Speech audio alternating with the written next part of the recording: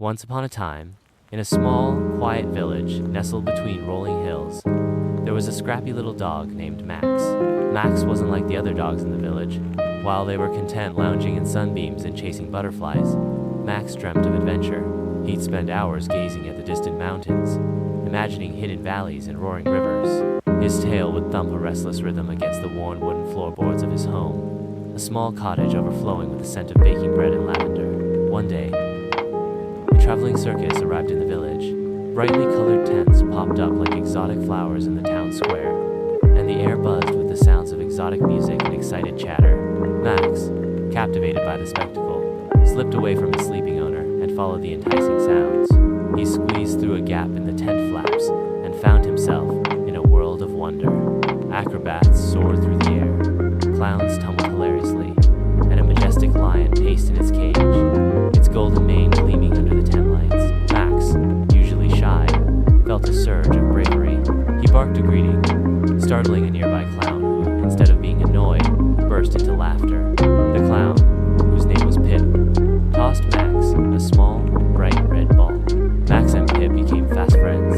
Pip, it turned out, was lonely, often feeling overlooked amidst the boisterous circus performers.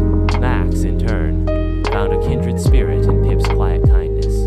They spent the next few days playing together, Max chasing the red ball through the circus tents, Pip sharing his meager lunch of bread and cheese. Max even learned a few circus tricks, balancing precariously on a small barrel, much to the amusement of the other performers. But the circus's stay in the village was short-lived. As the day of their departure arrived, Max felt a pang of sadness.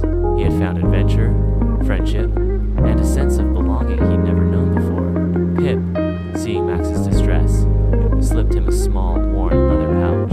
Inside, nestled amongst some dried breadcrumbs, was a tiny, bright red ball, a memento of their unlikely friendship. As the circus wagons rumbled away, Max watched them disappear over the horizon, a single tear tracing a path down his furry cheek. He returned home, his heart heavy, but also filled with a newfound confidence.